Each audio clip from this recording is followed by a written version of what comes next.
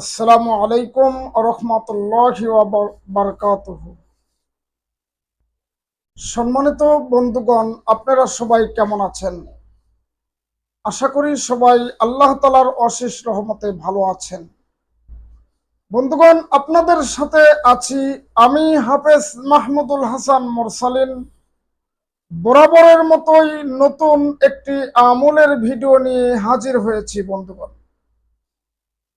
আজকে আমলের ভিডিও এমন একটা আমলের ভিডিও বানাতে চলেছি, আপনাদেরকে উপহার দেওয়ার জন্য আপনাদের কাছে হাজির হয়েছি। বন্ধুগণ, আমাদের ঘরে, আমাদের পরিবারের অনেকের বাতাস লাগে, হয়তো বাতাস লেগে বমি করে, আর বমি করতে করতে নাজেহাল অবস্থায় হয়ে যায়। মাথা তুলতে পারে না, শুয়ে থাকে, মাথা ঘুরতে আছে, বমি করতেছে। তো কি করে আপনি এই বাতাস লাগার থেকে ভালো করবেন, মানে বমি বন্ধ করবেন কি করে? যাতে করে এমন কাজ করে দিবেন, কোরআনিক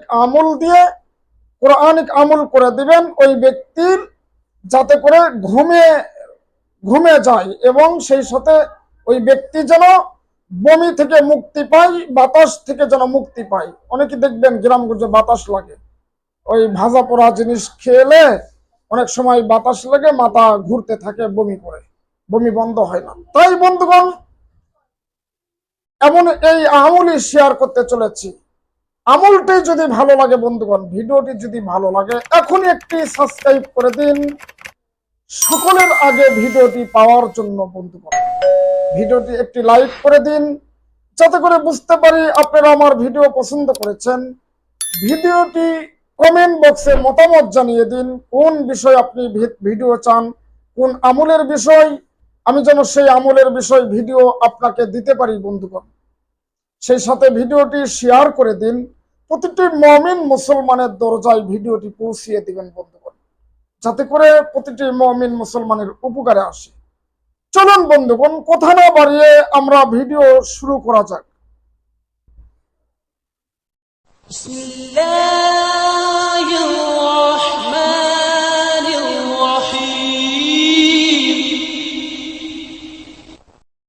বন্ধুগণ, ভিডিওটি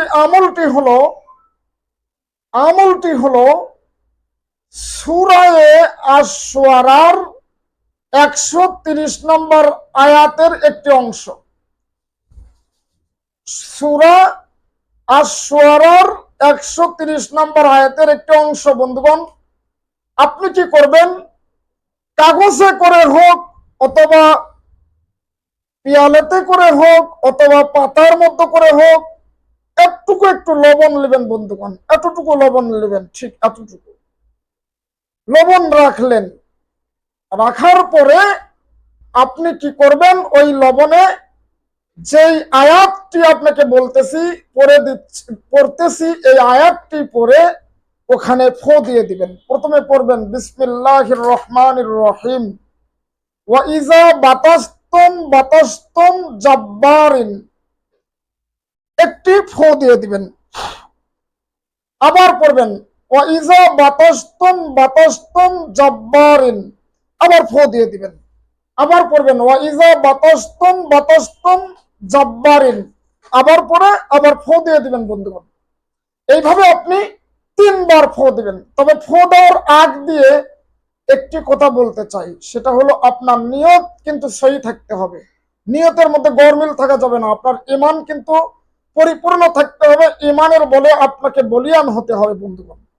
এই জন্য আপনি কি করবেন? সর্বপ্রথম আল্লাহ তাআলার কাছে লবণ হাতে নিয়ে আল্লাহ তাআলার কাছে দোয়া করবেন যে আল্লাহ, আমার কোনো ক্ষমতা নাই, আমার কোনো ক্রেডিট নাই, আমার কোনো যোগ্যতা নাই, আমার কোনোই শক্তি নাই।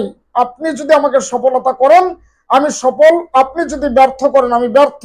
তাই আল্লাহকে বলবেন, আল্লাহ, আমি অমুক ব্যক্তির জন্য লবণ পরে দিচ্ছি, এই লবণ পড়ার কোনো ক্ষমতা নাই, আপনার কোরআনের ক্ষমতা, আপনার ক্ষমতা।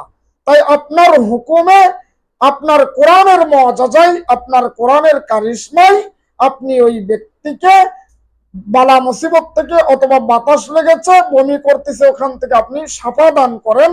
আল্লাহুম্মা আমিন দোয়া করে মনে মনে দোয়া করবেন। আপনি দোয়া করে তারপরে আপনি যে আয়াতটি বলে দিছি এটা পরে আপনি লবণ পরিয়ে দিবেন। দেখবেন বন্ধুগণ, আল্লাহর অশেষ রহমতে ওই ব্যক্তি সাফা দান করবেন। খুবই পরীক্ষিত আমল।